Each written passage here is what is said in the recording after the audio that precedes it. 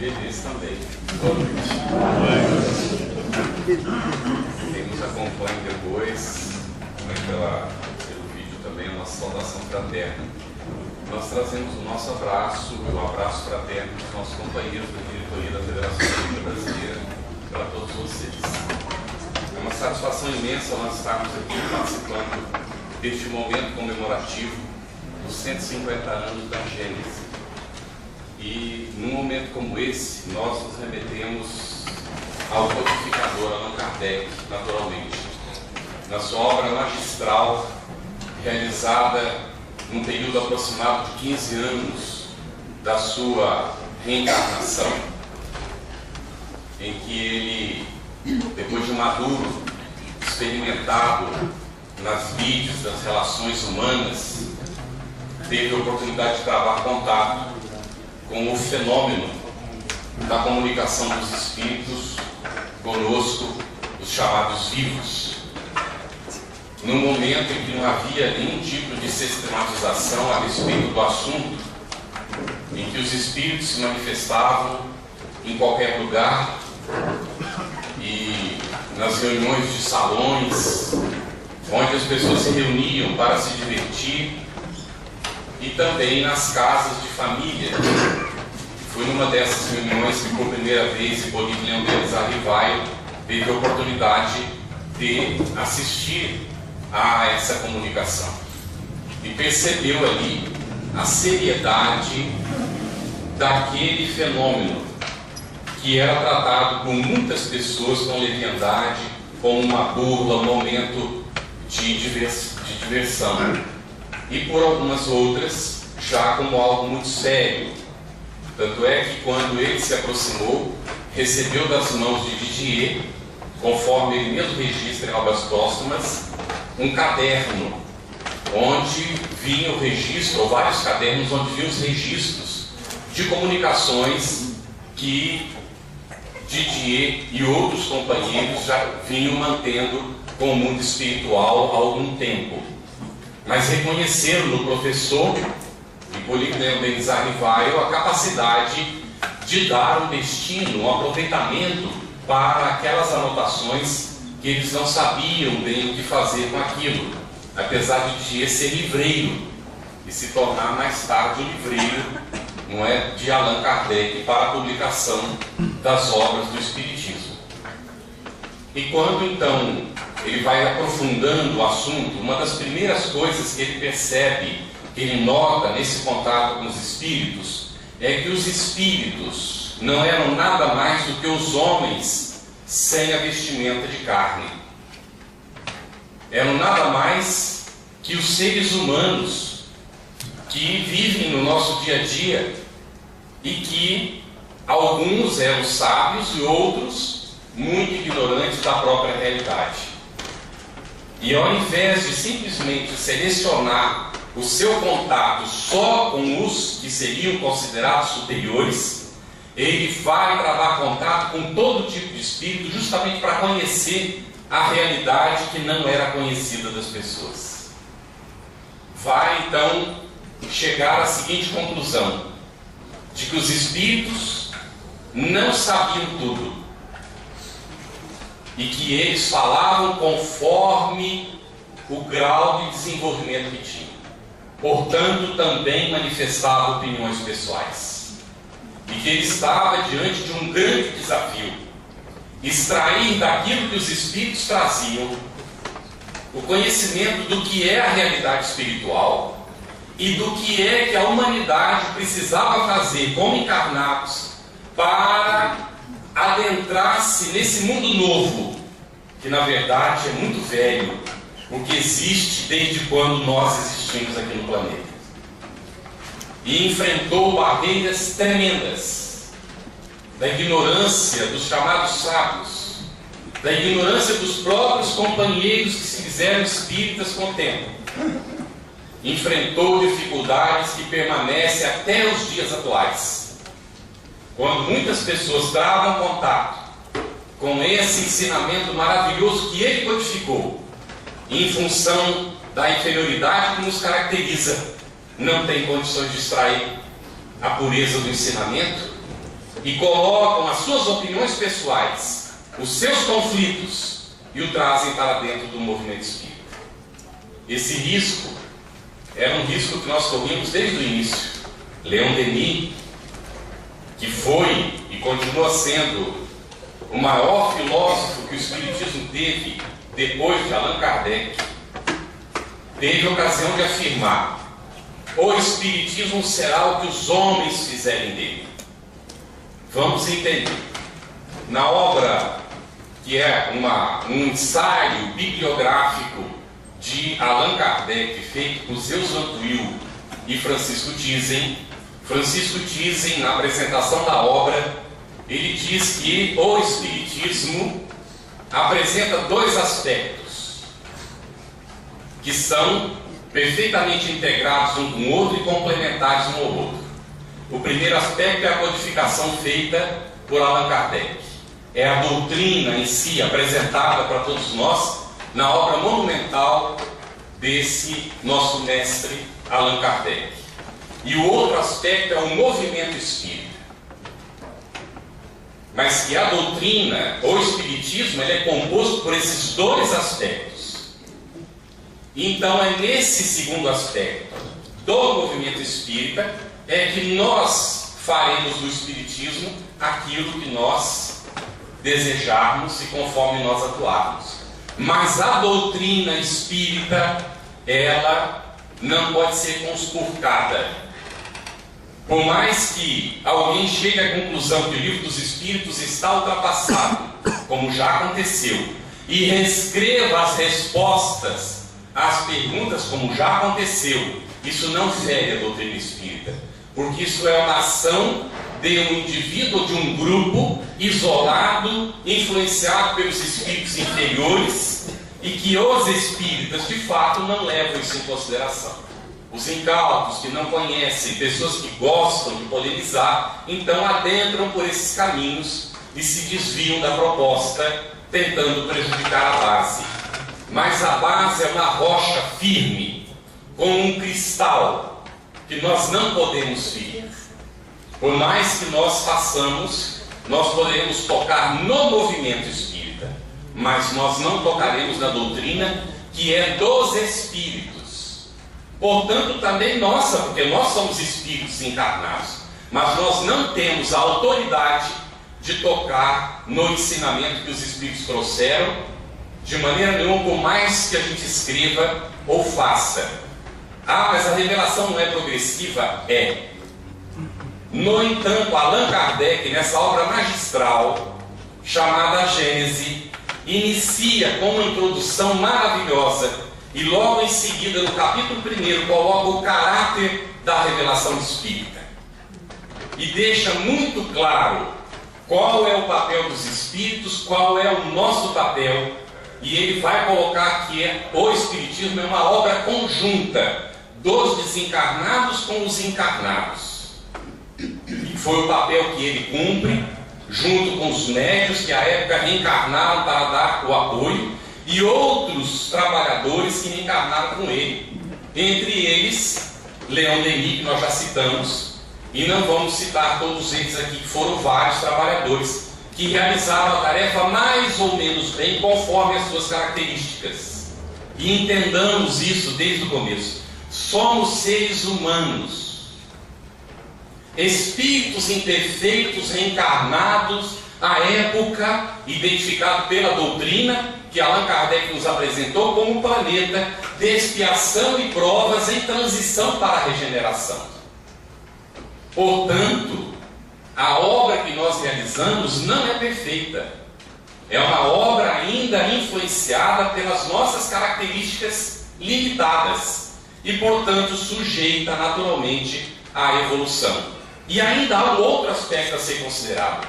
Nós não temos condição de entender. E aí Allan Kardec vai nos examinar dentre os assuntos Deus. E a nossa dificuldade de entender a Deus. Podemos ver a Deus, nosso Pai?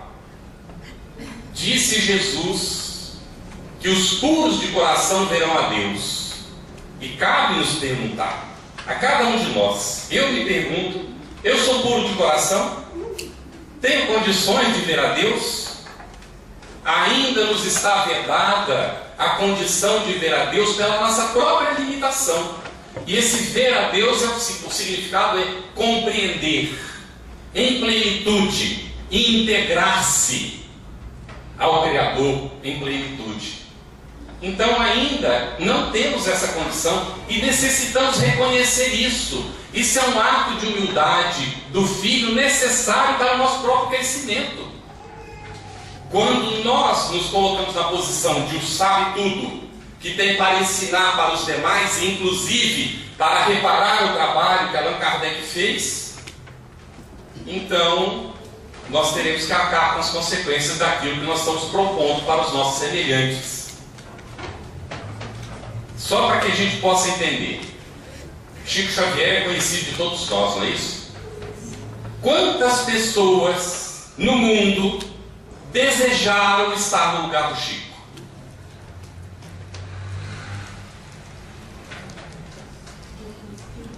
Quantas pessoas no mundo teriam condições de estar no lugar do Chico?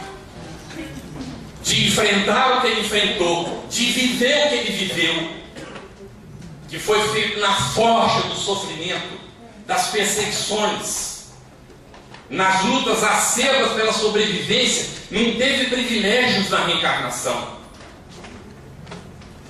como muitas vezes nós esperamos ter, achando que a posição do Chico era uma posição efetivamente invejável. Mas quantos de nós teria condição de suportar tudo que ele suportou? Então, nós precisamos reconhecer essa realidade que está colocada nesta obra, que é uma das menos lidas, infelizmente. A Federação Espírita Brasileira, no entusiasmo dos 150 anos, antecipando, fez uma edição ampla do livro. Está sendo vendido a R$5 esse livrinho, tá bem? Para que a gente veja se chega nas pessoas, porque a questão não é comprar ou não comprar o livro, a questão é se nós estamos conhecendo esse conteúdo que está aqui. Ninguém precisa levantar a mão, mas vale a pena nos perguntar isso que eu vou perguntar agora para a nossa reflexão, por gentileza. É um momento de reflexão para nós. Nós estamos em agosto, finalizando o mês de agosto, do ano em que a obra completa 150 anos, quando o Espiritismo completa 161 anos, não é assim? Do lançamento do Livro dos Espíritos, não é? Quantos de nós que está no salão leu a obra? Ninguém precisa levantar a mão, por favor, porque aí pode constranger os outros também. Mas para a nossa reflexão, quantos de nós leu a obra? Quantos de nós estudou essa obra? Eu vou dizer para vocês que eu vou ficar muito feliz, mas muito feliz, realizadíssimo, se depois que nós sairmos daqui, quem não leu a obra, leia. Passa na livraria, se não ganhar o livro agora no sorteio, compra o livro. Leia o livro. Mas nós vamos fazer mais do que isso, nós vamos estudar esse livro. Porque isso aqui é a comieira da obra de Allan Kardec, que nós dizemos ser seguidores dele. Como é que nós podemos ser seguidores de uma doutrina que a gente não conhece? É possível? Então vamos lá. Essa obra nos leva a muitas reflexões, muitas. E uma delas é, e ele vai examinar a questão dos milagres aqui dentro. Jesus fez milagres? Faz Deus milagres? É possível existir milagres? O que é que nós entendemos por milagres? Um grande milagre que nós podemos fazer para nós mesmos é conhecer isso aqui e aplicar. Isso com certeza é um grande milagre que a gente pode fazer conosco. Mas milagre é aquilo que não é conhecido. É por isso que é chamado de milagre. A partir do momento que a gente entende o mecanismo, sabe como funciona, como acontece, já não é mais segredo, então não é mais milagre. O que significa então? Que quem acredita no milagre está na ignorância do passado. Porque o Espiritismo faz 161 anos que diz que o milagre não existe. com todo o respeito que nós vamos ter ao nosso passado. Porque não faz muito tempo que a gente aceitava que o milagre existe. E a gente ainda espírita que tem dúvida se não é que existe milagre mesmo. Ou espera que ele venha acontecer. Por exemplo, espera por osmose desencarnar e ir para nosso lar. Não é? Bota o livro embaixo do braço, não estuda, não é? Aí deixa o livro por lá, alguém pega, não é? Pelo menos alguém pegou e vai estudar, vai ler. E aí espera desencarnar e ir para um lugar muito bom. Aí nós dissemos, vai ter muito espírita chegando no mundo espiritual e vai pedir certas coisas. E aí, não é? Como o André Luiz foi fazer, não foi? O que o André Luiz queria? Ele queria ser médico, como foi aqui, lá no mundo espiritual, mas lá não tem os consultórios que tem aqui. Se alguém é médico na sala, reflitamos um pouquinho, tá bem? Lá não tem consultório como aqui. O que é que tem lá? Lá tem auxílio aos que necessitam. Então ele foi convidado a visitar o nosso lar, né, para conhecer. E conhecendo, ele se deparou com o que ele tinha que fazer e se tornou enfermeiro. 12 horas de trabalho. Quando ele viu, tinha passado as 12 horas já. Aí foi descansar e volta para o turno. Achou o trabalho que tinha que fazer. Será que nós vamos precisar desencarnar para chegar a essa conclusão, mesmo tendo lido na André Luiz? É a pergunta que nós nos fazemos algumas vezes, não é? E aí o orador tem que fazer para ele mesmo, com muita frequência. O que adianta a gente ter expectativas, senão vai repetir aquela situação que eu acho que vocês já conhecem, não é? Daquele orador que falava muito bonito e ele tinha o hábito de falar na casa que ele frequentava. E tinha um velhinho que vinha e sentava lá no fundo. Já ouviram essa? O velhinho sentava lá no fundo e assistia as palestras dele. E ele ficava encantado, porque o velhinho ficava, né, assim, ligadão todo o tempo, nem cochilava, né? E tal. E aí, um belo dia, desapareceu o velhinho, não apareceu mais. Aí ele ficou, né, pensando, o que será que aconteceu com ele e tal. E perdeu o rumo do velhinho, esqueceu do velhinho, continuou fazendo as palestras dele, aquela coisa toda, até que chegou o dia dele também, né? Aí bateu as botas, plof! E no mundo espiritual, assim, naquele período de turbação, ele viu uma luz que vinha ao encontro dele, né? Aí meio turbado, ele viu que aquela luz foi se definindo, aí ele viu assim, eu conheço o senhor.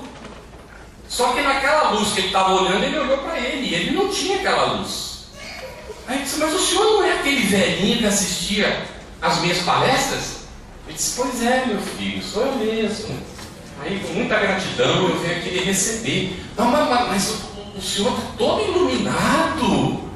Aí ele disse, pois é, meu filho, eu fazia tudo o que você falava nas suas palestras. Bem? Então, espíritas, nós somos convidados a ser trabalhadores. Neste livro aqui, eu estou falando aleatoriamente, tá bem? Não estou fazendo uma sequência do conteúdo, porque numa palestra é impossível. Então a gente vai falando daquilo que a gente foi estudando aqui e vai encaixando. Aqui no final do livro vai falar da geração nova, os novos tempos, a nova era, não é? Que o Espiritismo veio preparar, está certo? Nós falamos que quando Allan Kardec fez a codificação, ele identificou, pela revelação dos Espíritos, que a Terra estava no período de transição, saindo da expiação e prova para entrar na regeneração. Muito bem. Abril de 2010, estávamos comemorando o centenário do nascimento de Chico Xavier, num congresso em Brasília. Alguém esteve lá?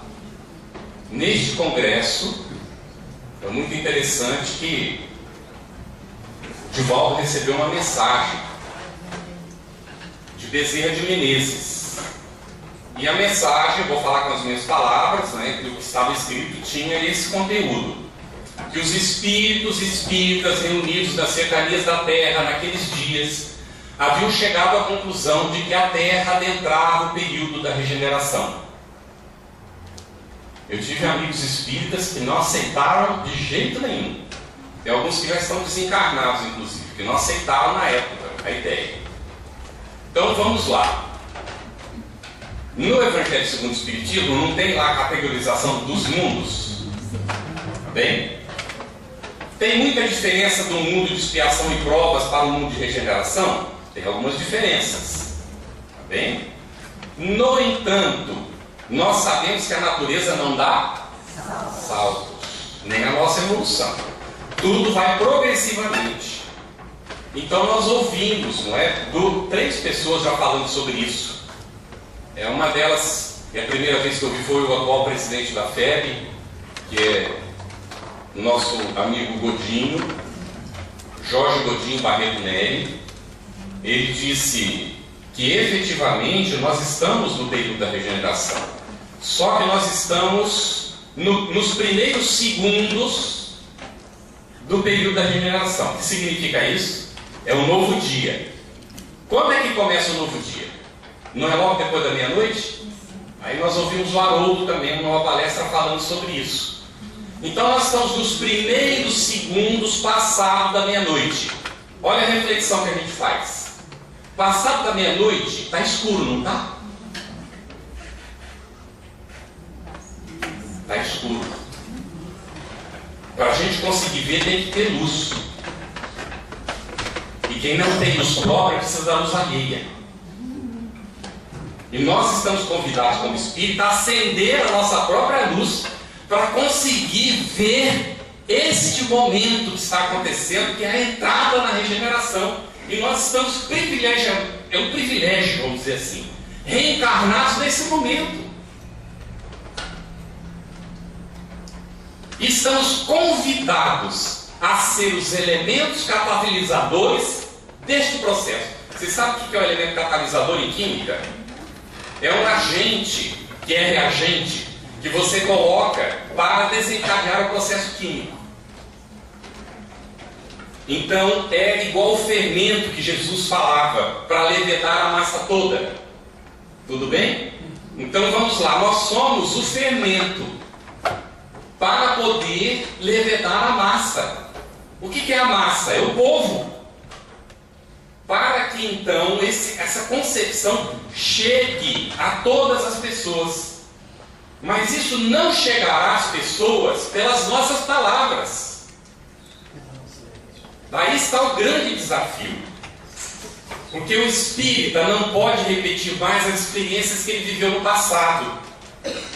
Não é só não acreditar no milagre. É não esperar que o centro espírita seja o substituto da igreja. Porque não é. Porque no tempo que a gente estava ligado às religiões tradicionais, às vezes fundamentalistas, a gente estava acostumado aos rituais. Então ia uma vez por semana, fazia confissão, ou cumpria o ritual conforme a religião, e estava justificado, porque assim os sacerdotes ensinavam. Mas nós espíritas sabemos que isso não resolve, é ou não é assim? Tanto é que nós fizemos uma opção. Aí eu me lembro agora de um professor que eu tive que se incomodava muito pelo fato de eu ser espírita. E eu não negava isso para ninguém. Na Universidade de Brasília, e aquilo incomodava muito ele. E um dia eu já estava trabalhando, estudava pela manhã e trabalhava pela tarde. E ele então me ofereceu carona, porque ele morava depois do local onde eu trabalhava. E ele estava doido para estar em particular comigo, porque ele queria fazer uma pergunta crucial para a vida dele. Ele queria saber se os meus pais eram espíritas. Aí então eu disse para ele sim, e fui tentar continuar, não é? Ele disse, está explicado. Me interrompeu, não deixou falar. Ele ficou falando o resto do caminho, até chegar no local onde eu tinha que descer para trabalhar, e foi embora. Plenamente justificado, porque eu era espírita, porque os meus pais eram espíritas, segundo a concepção dele, porque ele não deixou explicar. As pessoas que são ignorantes, que se julgam sábias, elas não querem ouvir os outros, para que não se deem conta do tamanho da ignorância que elas têm. Então elas têm ideias preconcebidas e agem conforme essas ideias. E criam um mundo à parte com essas ideias preconcebidas. Vão anotando aí que a gente vai citando alguns livros. Vou citar um livro agora que não é espírita, eu adoro citar esse livro. É de Dom Miguel Ruiz, um autor mexicano, que escreveu The Four Agreements, traduzido para o português como Os Quatro Compromissos. Se fosse pagar o royalties, né, da propaganda que eu faço no livro dele, em quase todas as palestras eu falo que vale a pena ler Os Quatro Compromissos. E uma das coisas que ele diz é para a gente não fazer, não assumir que os outros estão pensando ou dizendo tal coisa. Porque a gente pode estar entendendo algo que não está sendo dito nem pensado pela outra pessoa. Tá certo? Então esse professor não deixou explicar para ele. O que eu vou agora não é dizer para vocês. Eu queria dizer para ele que quando eu nasci, meu pai era espírita, minha mãe era filha de Maria. Vocês sabem o que é ser filha de Maria? Ela ajudava a organizar as procissões na igreja, a carregar o andor da Virgem, aquela coisa toda, não é? E até o tempo que a gente morava no campo, até os 7 anos, a minha mãe nos levava na igreja. E o nosso pai nunca disse, nós somos 4 irmãos, por isso eu falo nosso pai, tá bem? Nunca disse para ela que não, porque ele tinha vindo de uma família católica não fazia muito tempo. E tinha conhecido o espiritismo porque um irmão dele tinha sido desenganado por 4 médicos na cidade, tuberculoso. A saúde pública já tinha ameaçado a família de tirar ele de dentro de casa e levar para algum lugar, porque ele era ameaça de contágio para os vizinhos.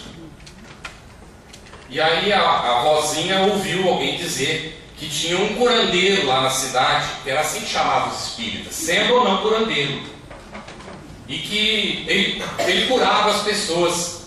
E ela católica, ferrenha, não é? Daquele tipo quase beata, né? Disse assim, pelo meu filho eu faço tudo. Mandem chamar o homem. Mandou o filho lá para chamar. Aí o senhor estava trabalhando e disse, olha, quando eu terminar aqui o meu trabalho, vai ser lá pelas 5 horas da tarde, eu vou lá para ver o seu irmão. Aí o irmão foi lá e disse assim, mas o meu irmão poderá estar morto essa hora. Ele falou, não, meu filho, fica tranquilo, o seu irmão não vai morrer disso não. Pode ficar muito tranquilo. É que eu tenho uma responsabilidade, eu não recebo pelo que eu faço para ir lá visitar o seu irmão, eu não sou médico, eu não recebo. Então eu preciso trabalhar para sustentar minha família. A hora que eu terminar o meu trabalho, eu vou lá. E aí foi o irmão embora, depois se tornou trabalhador desse homem também, né? Ensinou ofício para ele, pedreiro. Aí não foi, terminou o expediente dele, chegou lá, encontrou o tio tísico, era só pele e osso, não conseguia comer nada. E aí ele disse para a vovozinha, o seu filho não precisa de nenhum medicamento, mas a senhora tem algum dinheiro aí? Ela disse, eu tenho algum, é que é preciso ir lá buscar soro para ele na farmácia, porque do jeito que ele está, ele precisa se fortalecer, nós vamos precisar dar soro para ele. O que ele precisa é disso, para se fortalecer. Aí já mandou os filhos, os 8 ou 9, já mandou o filho para ir lá buscar o soro, então ele ia atendendo. O homem tirou um livro, dentre as coisas que ele trazia, era o Evangelho segundo o Espiritismo. Leu o Evangelho, pediu uma garrafa de água transparente, cheia de água, botou em cima do criado mudo, leu o Evangelho, orou e disse para o tio, aqui está o seu remédio. O dia que você abandonar isso, eu não sei o que vai acontecer com você, mas enquanto você se apegar a isso aqui, essa doença você não vai ter mais, porque você não tem nada de tuberculose. Disse assim para ele. E aí então o tio passou a tomar aguinha fluidificada, leu o Evangelho. 3 dias depois ele estava andando na rua, 1 semana depois curado. E ninguém acreditava, os médicos não acreditavam. A família inteira se tornou o quê? Espírita. Mas o nosso pai se casou com uma filha de Maria. Quando é que ela se tornou espírita? Quando eu tinha 10 anos. Depois de ter convivido com uma tia, que era evangelizadora, me levou para o centro. Onde eu vivia não tinha centro, mas fui viver com ela 1 ano. Aí ela me levou para o centro, eu fiz evangelização com ela. Aí até assisti trabalho mediúnico com 10 anos, naquele tempo ainda a gente conseguia essas coisas, né? Hoje em dia é um vigor tão exagerado, então quando lê o livro, amanhã nós vamos fazer o seminário, não se apega ao exagero, tá bem? Mas é preciso disciplina, é preciso muito cuidado com as coisas que a gente faz. Mas naquele tempo, não é? A gente assistiu uma sessão lá, que amanhã a gente explica mais detalhes para quem quer. E aí então, nós voltamos para casa depois de um ano. E quisemos fazer o evangelho em casa, como a tia fazia, que a gente não fazia. Aí o nosso pai disse assim: mas meu filho, quem vai dirigir o evangelho? Eu viajo muito, eu não posso garantir de estar aqui no dia do evangelho. Aí a gente estava inspirado, né? Médio com essas coisas. Mas papai, ninguém precisa dirigir. A gente abre o evangelho como a tia fazia, põe água para fluidificar, a gente lê. Se alguém quiser comentar alguma coisa, comenta, senão a gente faz uma prece e pronto. O dia que o senhor tiver, o senhor dirige. Ele falou: ai meu filho, desse jeito dá para a gente fazer sim, vamos começar então. Primeiro evangelho em casa, a nossa mãe nunca mais foi na igreja. A não ser para batizado, quando era convidado para alguma cerimônia assim, especial. Por quê? O evangelho entrou dentro de casa. E se ele tivesse ouvido isso, ele ia saber que nós somos espíritas por convicção. E não porque alguém nos disse para ser. E se tem alguém dentro da sala que está aqui porque alguém me recomendou e ainda não formou convicção, por favor. Chegou a hora. E não vai dar para começar por esse. Até pode. Mas é muito legal se começar pelo Livro dos Espíritos. E vamos lá. O Livro dos Espíritos foi lançado em 1857. 1857. Depois de alguns anos de trabalho de Hipólito Leão Denis Arrivai. E quando ele foi lançar, eram 501 perguntas. Tinha alguns probleminhas no livro que ele vai corrigir na segunda edição, que vai sair em 1860, e é a definitiva. Já com 1019 perguntas numeradas, mas várias se desdobram, são mais de 1.200 perguntas e respostas. E quando ele foi lançar a primeira edição, ele se deparou com um problema.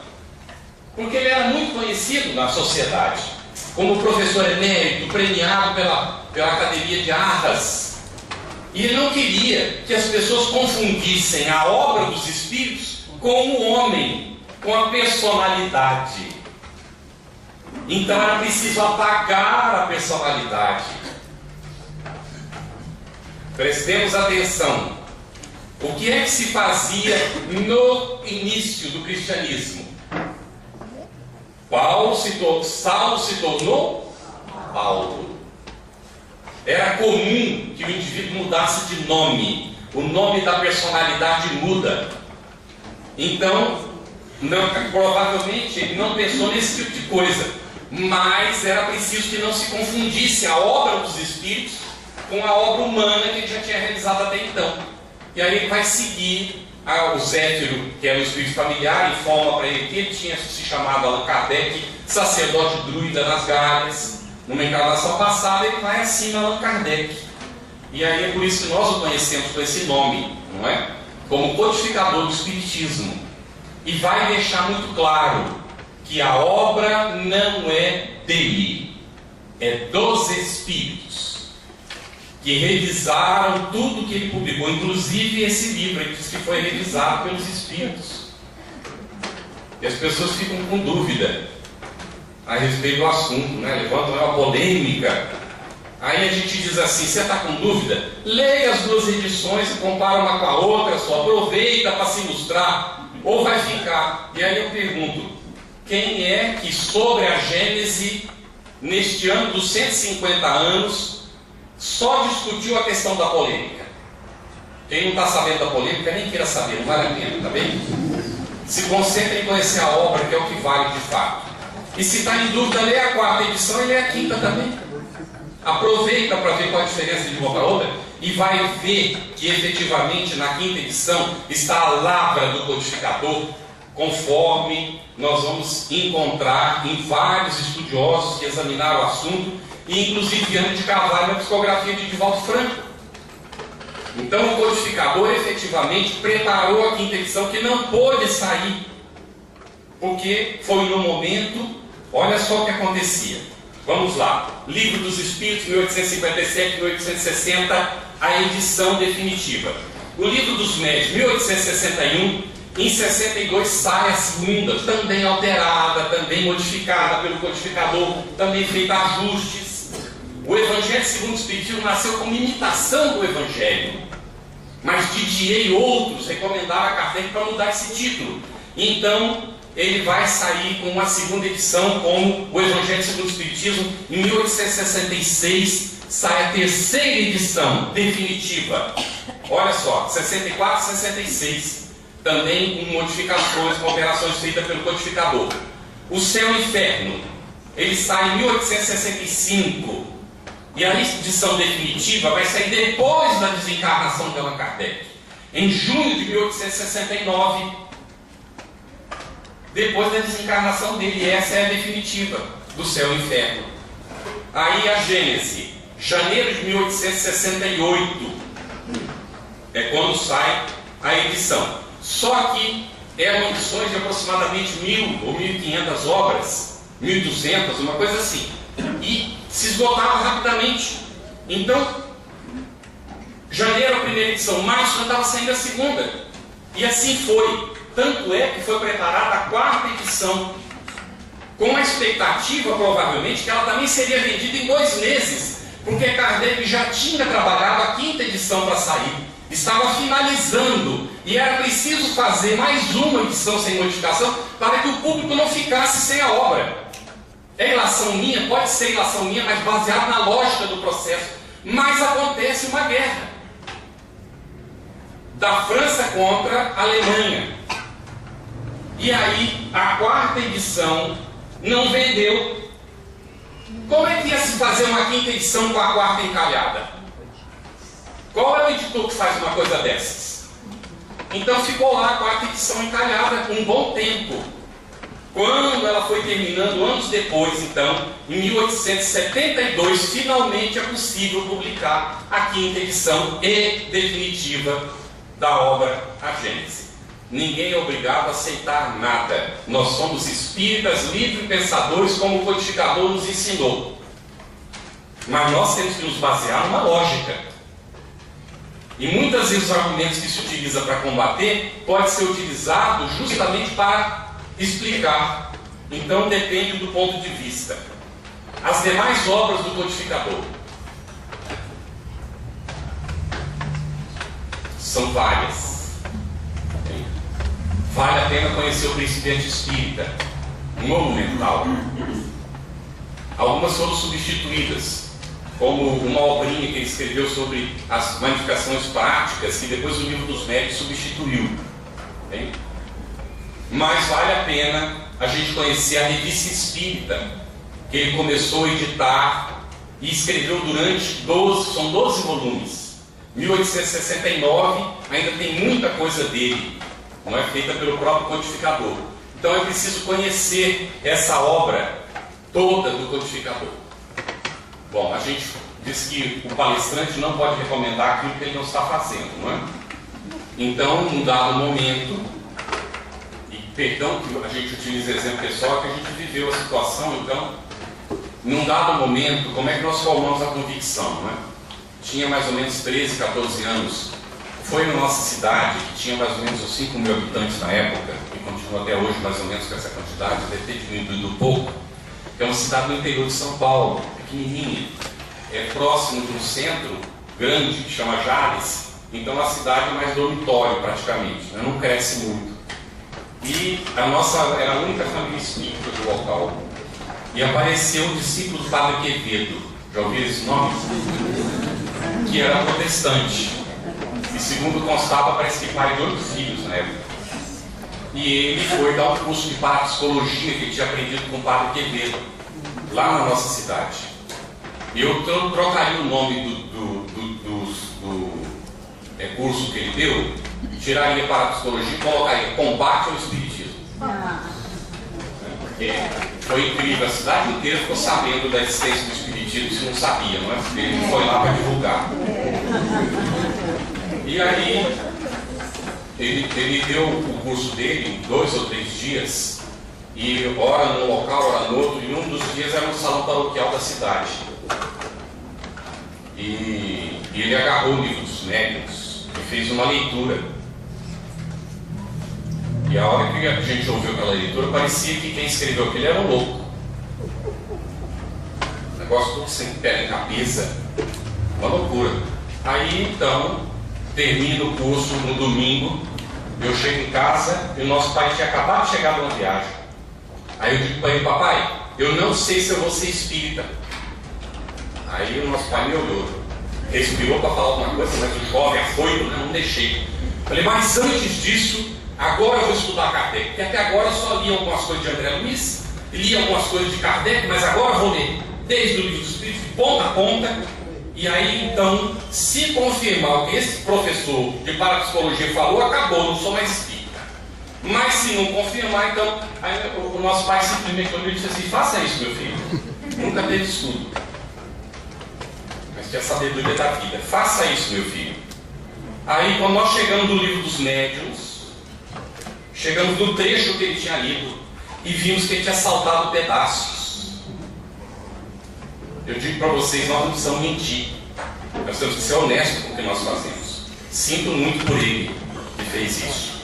E teve gente que acreditou nele. Ele é responsável por tudo isso. Nós sabemos disso, não sabemos? Tinha saltado trechos. Então, quando nós lemos com os trechos todos, aí tinha coerência, aí fazia sentido. Naquele momento começamos a formar convicção. E ainda mais que continuamos lendo o livro e as letras começaram a embaralhar todas. As linhas trocavam de lugar. Nos dava um desespero danado, porque não tinha acontecido isso com o Livro dos Espíritos. Mas no Livro dos Médiuns, quem é médium vai conhecer esse livro. Normalmente a mediunidade vai se manifestando, não é? Com mais força. E aí então recebemos a inspiração do nosso mentor espiritual: volte a ler a obra de André Luiz, mas agora do começo também até o fim. A hora que começar a embaralhar, você pega André Luiz. A hora que você sentir que está bem, volta para o Livro dos Médiuns. A hora que começar a embaralhar de novo, vai para André Luiz. Até terminar o Livro dos Médiuns, acho que eu li uns 5 ou 6 livros de André Luiz. Mas acabou o problema. Tá certo? O problema desapareceu. E aí formamos convicção. Sejam espíritas por convicção. Porque aí a gente vai lutar para viver isso que nós estamos aprendendo. Lutar para viver, conforme o codificador coloca. O que é que caracteriza o verdadeiro espírito? Se reconhece o verdadeiro espírita por sua transformação moral. Primeiro ponto. Reconheceu que está enganado, tem que corrigir. Luta para isso, às vezes leva anos. Posso falar por mim, gente. É uma luta ingente. Às vezes eu vou na frente do espelho e digo: mas outra vez? Mas onde é que está a vergonha? Porque você não quer ser grosso com ninguém, mas na hora que vê, ô Senhor Jesus Cristo, não é possível que não vai conseguir dominar essa índole, não é? Aí vamos naquela luta de novo. Quando você pensa que já conseguiu, cai de novo. Mas não é para desesperar, não, é para insistir mesmo. Não é porque aí alguém diz assim: quando Adão foi expulso do paraíso, teve que vir para a terra para comer o pão que o diabo amassou. Aí eu digo assim: não, para comer o pão que ele mesmo amassou, quando ele era o diabo. Porque o que é o diabo, senão nós mesmos equivocados do caminho? Não é assim? Então a gente amassa o pão lá atrás, agora tem que tragar aquele pão ruim que a gente fez, amassou lá atrás.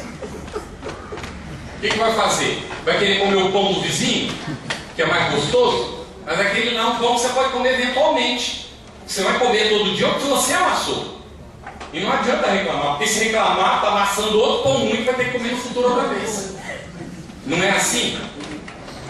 Então a gente vai aprendendo a duras penas que é preciso fazer a transformação moral. Mas como a gente às vezes não dá conta disso, já até que complementa.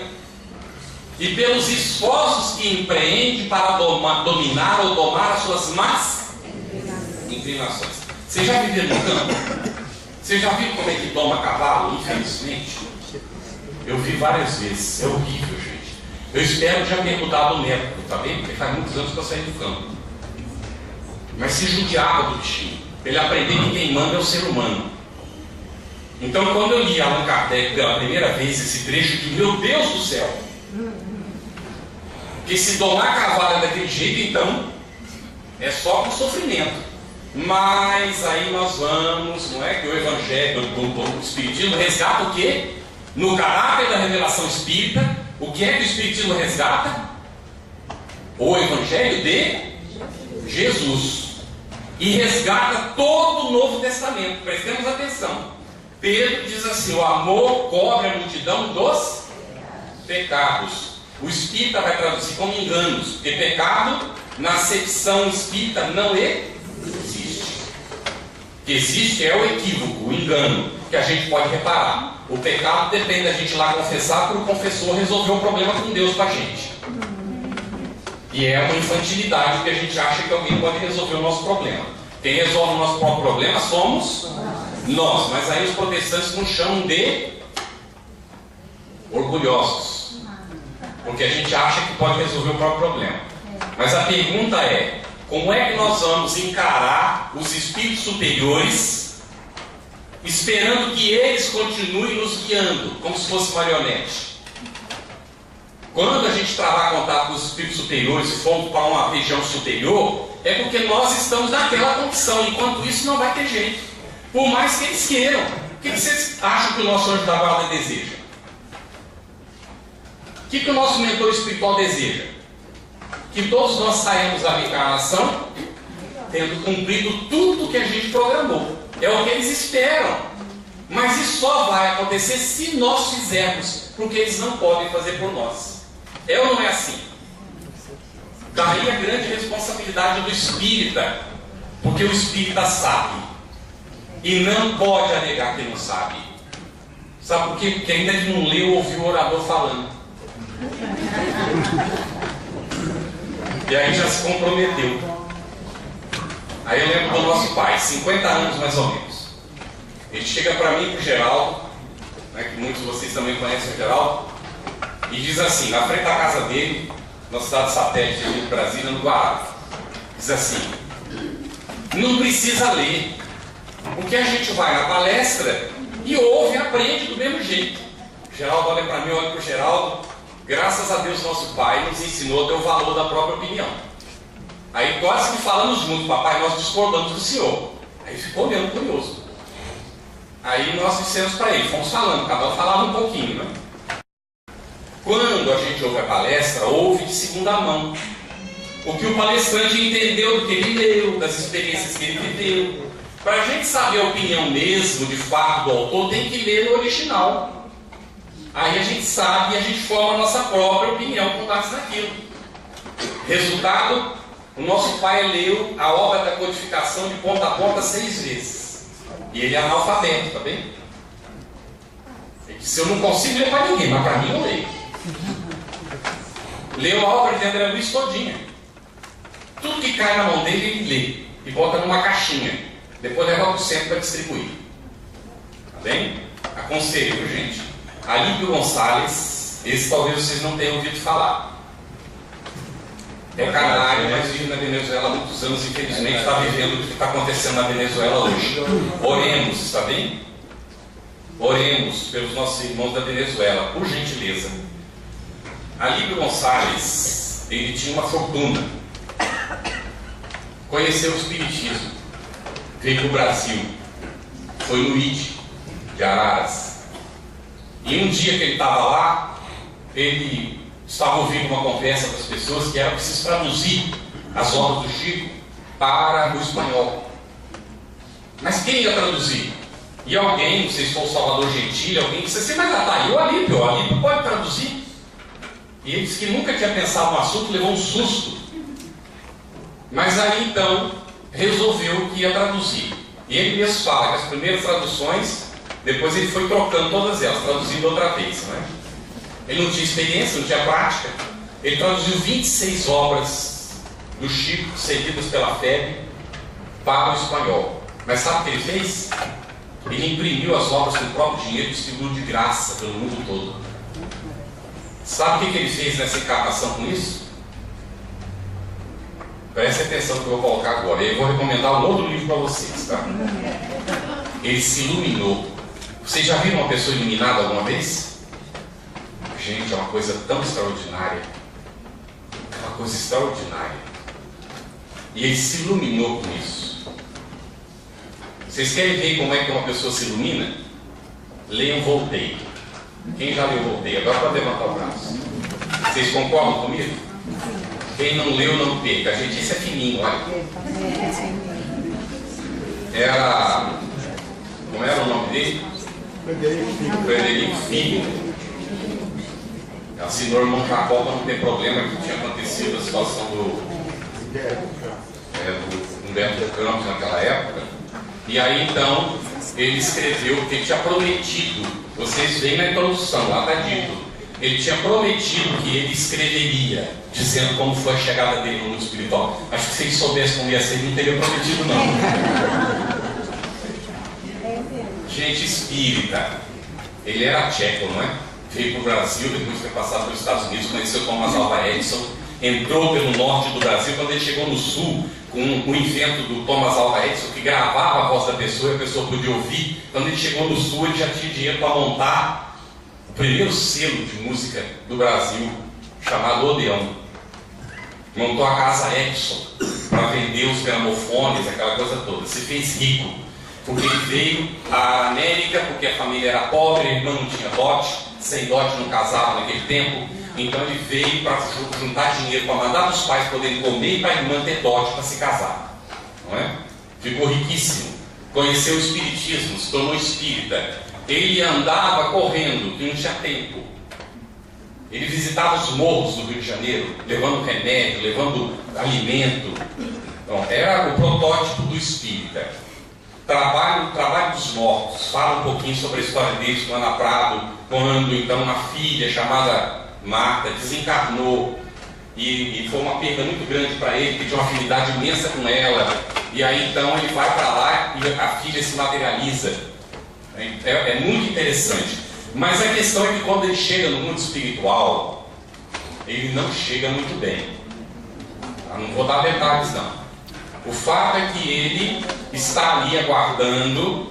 Bezerra de Menezes o recebeu, olha só, Bezerra de Menezes o recebeu. E eles estão aguardando para formar um grupo que vai ascender juntos, passar pelo umbral, para poder ir para os locais onde eles merecem estar. E na espera ele vê uma mulher que vem vindo toda iluminada, cheia de luz dentro, brilhando como uma lâmpada. Ele olha aquilo e fica assustado, não é? Porque ele... Aí ele vai saber que ela é uma professorinha do interior. Ninguém tinha ouvido falar no nome dela, mas ela tinha alfabetizado crianças no interior. Quando então eles vão, ele fica num certo lugar e ela segue subindo para ir para a região onde ela merecia estar. E aí começa a luta dele, que eu não vou contar. Quem não leu, veja no livro como é que é a luta dele. Tá bem? É maravilhoso, simplesmente, o que nós podemos fazer conosco mesmo se nós tivermos vontade. Isso aqui nos ajuda a chegar lá. Tá bem? Porque vejam lá, ao longo do tempo nós recebemos várias revelações. Nunca estivemos órfãos. Mesmo quando a gente não chama de revelação, porque a gente chama para o Ocidente, apesar de ter sido recebido no Oriente. Mas vamos lá. Foi recebida a primeira revelação com Moisés, a segunda revelação com Jesus, a terceira é o Espiritismo. As duas primeiras, Allan Kardec explica direitinho aqui nessa obra. Estava sentado sobre a cabeça de uma pessoa, Moisés e depois Jesus. Portanto, era a obra... Não, mas eu não quero você agora não, Ciro. Isso aqui depois eu conto essa, deixa eu ver. Então Moisés, Jesus é a segunda revelação. E aí vem para a terceira revelação. O que é que faz Kardec? Hipólito Leão Denis Arribas se apaga para que a revelação seja coletiva. Porque nós chegamos no período da maturidade, era necessário nos preparar para isso. Aprender a não estar apoiados em outros que nos assistem, que nos amparam, mas que não podem fazer o caminho por nós. E veja que Jesus nos alertou. Quando o jovem mancebo chega e diz assim: bom mestre, ele pergunta: por que me chamas bom? Tem vários aspectos, talvez examinar um só, tem muitos aspectos nisso. Mas um deles é o jovem tentando comprar de Jesus a empatia ou a simpatia, para que Jesus depois respondesse o que ele iria perguntar de maneira que o agradasse, e não conforme ele tinha necessidade. Então Jesus já foi esclarecendo logo: por que me chamas bom? Bom é Deus, o provedor de tudo é o Pai, não sou eu. Não adianta querer transferir para mim isso.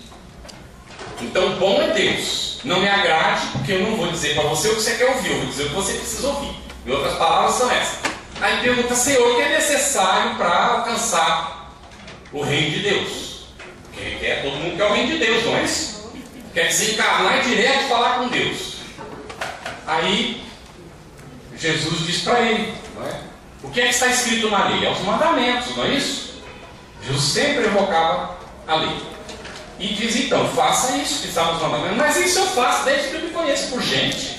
Eu sou o bambambam na história, né? Então já devo estar salvo, né?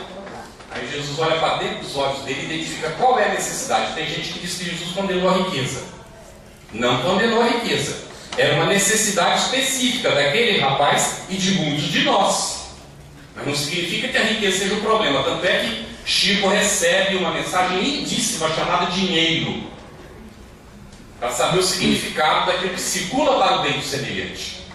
Bem? Então diz para o jovem mancebo: vai e vende tudo que tens e dá aos pobres, e depois vem e segue. Nós já sabemos com a Amélia Rodrigues o que aconteceu depois. Quem não sabe, leia por favor Amélia Rodrigues. Maravilhoso, né? Então depois há uma outra situação. Jesus com o cego de nascença. E o cego de nascença faz o que na hora que se vê curado? Se joga de joelhos no chão, agarra a mão de Jesus para beijar. Ato contínuo, Jesus na mesma mão que agarrou a sua, e puxa para cima e diz: levanta-te, homem. Vocês estão ouvindo o convite? Eu estou ouvindo até hoje. Levanta-te, homem. Porque ele vais adorar a mim? Adorar é a Deus. Então Jesus não aceitou a adoração. Nós não vamos transferir isso para agora. Quem adora orador, fica tietando orador, toma cuidado. Agora tem essa onda aqui, ó. Eu sou seguidor, eu já vi algumas pessoas. Aí quando chega e diz assim para mim: ah, eu sou seu seguidor. Diogo, pelo amor de Deus, não faça isso comigo não. Tá bem? Ah, mas eu sou seguidor do fulano. Eu digo assim: pobre fulano. Porque sinceramente nós temos que ser seguidores do quê? Do Cristo. Obrigado, meu irmão. Do Cristo. Aí é que está. E vamos entender isso no final do nosso comentário. Podemos encaminhar para o final? Tá bem? No certo podia passar das 9, eu não sei quanto pode passar, pode um pouquinho mais. Então, vejam bem. O que é o Cristo?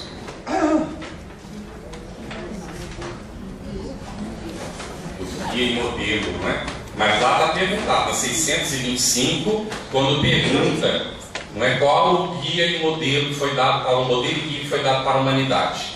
A resposta é Jesus, e não Cristo. Prestemos atenção. Foi Jesus, não é? Aí há um momento em que Jesus diz assim: quem quiser salvar a vida, perdê-la. Mas aquele que perder a vida por amor de mim, esse a salvará ou a ganhará. Então prestemos atenção. Se fosse Jesus falando, não seria orgulho da parte dele dizer que ele era o caminho da verdade da vida, o caminho, a verdade, a vida? Atenção, vamos lá. O que ele quis dizer com isso? O indivíduo chega aqui na vida, a gente chama de vida, isso aqui é a encarnação, não é? Vamos nos situar nesta existência atual e fica tentando salvar a vida, ganhar muito dinheiro, ter o carro do ano, a roupa da grife, e a gente não está satisfeito nunca, e e mais uma casa, e mais não sei o que, e tal, e essa coisa toda. E aí quando desencarna, chega no mundo espiritual, a gente tentou salvar a vida o tempo todo, não foi? O que aconteceu? Perdeu a existência. Aí o indivíduo está aqui, e ele vai, por amor do Cristo, e segue a lei divina que está na sua própria consciência. Faz o bem para o próximo. Se ele é rico, ele ajuda o necessitado. Se ele é pobre, ele é designado e trabalha, ele não rouba. Ele faz o esforço para dignamente educar os seus filhos e vai e tal. Chega às vezes no mundo espiritual e alguém olha e diz assim: desencarnou um pobre infeliz. Só que chega no mundo espiritual com uma professorinha, iluminado. Esse não precisa reencarnar. Então ganhou aquela existência. É o que Jesus coloca naquele momento. Quer dizer, o Cristo coloca naquele momento. Tá bem? Então vamos lá. Cristo, essência divina dentro de nós. Aonde nós encontramos a justificativa para isso? Está tudo no Evangelho, tá, gente? E ninguém é obrigado a aceitar isso. Porque não há imposição na doutrina espírita. Tá bem? Cada um chega à sua convicção na medida daquilo que vai desenvolvendo ao longo do tempo. Paulo, depois de todas as agruras, quem leu Paulo Estevam sabe, ou leu Atos dos Apóstolos, viu, não é? O que é que acontece com Paulo. Já quase no final, depois de tantas cicatrizes, porque ele se encarna cheio de cicatrizes, ele já está no finalzinho, ele chega um momento que ele diz assim: já não sou eu quem vive, é o Cristo que vive em mim. O espírita pensa assim: virou médium de Jesus. Não é nada disso não. Tá bem? Já não sou eu. Olha só, era Saulo, virou Paulo, e agora não é nem Saulo nem Paulo quem vive. A personalidade desaparece para que a essência divina viva. E a personalidade se coloca a serviço da essência divina e ganha a encarnação. A chegar ao ponto de Bezerra de Menezes, que nesta última, conhecido como Bezerra, quando chega no mundo espiritual, é um espírito completista, na expressão de André Luiz. Não precisa mais reencarnar na Terra, salvo em missão. Então não tem que repetir as experiências dolorosas de um planeta que está saindo da expiação e provas, que está adentrando na regeneração no seu primeiro minuto, ou nos primeiros segundos do primeiro minuto da era da regeneração, em plena noite, em que nós somos convidados a acender a nossa luz para seguir no trabalho. Mas cuidado, eu não vou repetir o que fazia o nosso irmão Frederico Figner, que nas doutrinações recomendava aos espíritos que acendesse a sua luz. E quando ele chegou lá no mundo espiritual, encontrava com alguns deles ainda renitentes que diziam para ele: ô Figner, cadê a tua luz, Figner? Tá bem? Então, essas coisas a gente tem que trabalhar, não é? Para desenvolver. Não é ficção científica. Eu falei de Alípio Gonçalves, falei do trabalho dele, e ele passava a visitar o Chico com muita frequência. Sempre que vinha ao Brasil, ele vinha ao ID de Araras, e dali ele ia visitar o Chico. Não avisava. Um dia, ele tinha ouvido uma palestra de alguém que comparou a evolução da humanidade com uma laranjeira. E ele foi meditando no caminho sobre o assunto. E quando ele chegou, que o Chico recebeu, o Chico disse para ele: muito interessante, não é, Alípio? Essa comparação, essa fábula, né, da laranjeira representando a evolução da humanidade. Aí o Alípio disse: mas Chico, eu não falei nada ainda. Ele disse: sim, fica tranquilo, Alípio, eu estava te acompanhando desde o quilômetro tal, quando você passou por aquela ponte. Tá bem? Aí o Alípio me contou: eu não tenho razões para duvidar do que ele me contou, então eu conto para vocês, tá bem? Ninguém é obrigado a aceitar. Os que estavam numa rodinha, 5 ou 6 pessoas conversando com o Chico depois do trabalho, na casa dele, não é? E aí via que o Chico pegava o paletó e fazia assim de vez em quando. Não é isso? Comia com o paletó assim, E as pessoas começaram a notar aquilo, né? E alguém disse assim, você está passando mal, Chico? Ele, não, está tudo bem, não se preocupe não. Aí, como ele se encolhia, alguém pegou no paletó dele e disse assim, Chico, você está passando mal sim, tem alguma coisa, e puxou. Quando puxou, a luz saiu de dentro do peito dele. Para os 5 ou 6 que estavam em volta, veio ali e viu também. Tá bem? Então a criatura se ilumina na medida em que a criatura serve à humanidade, cumprindo a lei de Deus e o propósito para o qual a criatura foi criada. O nosso propósito aqui é servir. Enquanto nós não fizermos isso, nós continuaremos reencarnando. Se não for aqui, será num outro planeta parecido com esse ou inferior a esse. Porque esse planeta chegará um momento em que ele não comportará mais reencarnações como essa que nós conhecemos. E aqui só ficarão os espíritos que acompanharem a evolução do planeta. E nós espíritas temos essa vantagem de saber isso. Mas existe um tipo de ignorante que se chama ignorante voluntário. E nós somos obrigados, como oradores, a não agradar vocês, mas alertar para o fato que acontece. Qual é o ignorante voluntário? Nós estamos hoje aqui comemorando 150 anos do livro A Gênese. 150 anos.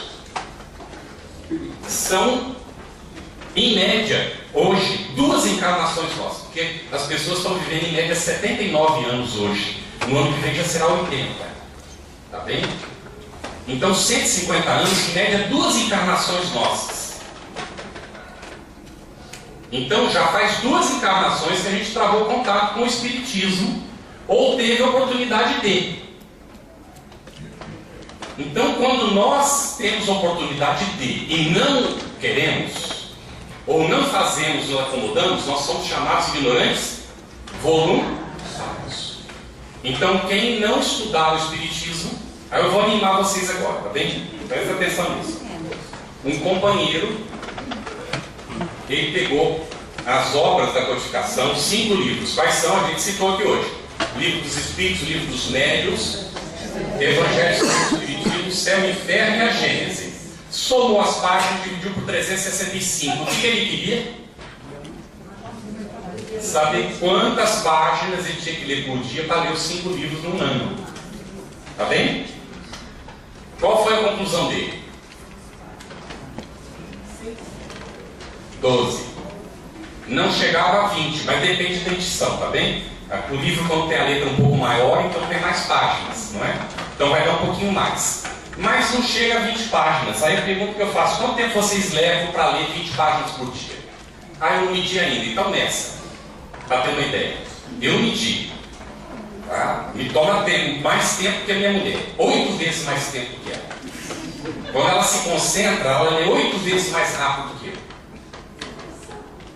Porque ela aprendeu a ler com 2 anos e meio por estar assistindo as aulas que a tia dava, não tinha com quem deixar, a tia levava ela e botava lá no fundo da sala, dava os brinquedos para ela. Aí quando foram ver 2 anos e meio, ela estava lendo. E hoje a gente está sentado na mesa, ela está com o tablet ou o livro aberto. E tem a capacidade de saber o que foi falado para ela, e se a gente perguntar, ela responde. Senta na frente da TV, ela não tem paciência de ficar vendo filme. Então ela lê ao mesmo tempo que está passando o filme na TV. Agora imagine se ela assiste palestra. Não tem condição, gente. Porque ela vai lá, senta lá no fundo e abre um livro. E se perguntar para ela, ela sabe o que o orador está falando. Mas o infeliz do orador não sabe que ela tem essa capacidade e acha que ela não está prestando atenção nele. Não é? Então ela prefere não ir nas palestras, porque ela não aguenta. Então tem essas idiosincrasias, né, da pessoa que tem uma capacidade que desenvolveu com esforço próprio e tal. Então, nessa, quanto você lê? Em um ano é possível, lendo no máximo 20 páginas por dia, ler a codificação. Quando for comemorar, então, né, 31ª mês espírita, vocês todos que estão na sala, se não leram a codificação toda, então terão lido. Combinado? Cada um fica com a sua consciência que vai ter como medir isso, tá bem? Basta ler umas 20 páginas por dia, mais ou menos, depende da edição, tá certo? Mas isso basta? Não, nós vamos depois estudar. Porque nós somos espíritas e nós temos um compromisso. O compromisso de ajudar a acontecer isso que Allan Kardec coloca aqui no finalzinho do livro, sobre os novos tempos e a geração nova. Nós estamos fechando. Uma pergunta para a nossa consciência: nós vivemos em um mundo de expiação e provas? Ou nós vivemos no momento da regeneração? Depende de como nós estamos nos comportando. Tá bem? Porque se o nosso comportamento ainda é de agressividade, de ferir o próximo, de disputar com o outro, de querer as coisas desse mundo, nós estamos vivendo na expiação e provas. Mas se nós já estivermos superando isso, lutando para viver esse outro momento, então nós estamos vivendo ou adentrando a regeneração. Isso depende de cada um de nós. E nós estamos convidados a ser os primeiros catalisadores desse processo, como nós colocamos. Muita paz, muita luz para todos vocês. Que Jesus, o Divino Mestre, nos ilumine sempre e siga nos guiando. Porque nós, mas principalmente que nós o reconheçamos como nosso modelo. Porque guias há muitos no mundo e modelos bem poucos. Muita paz e muita luz.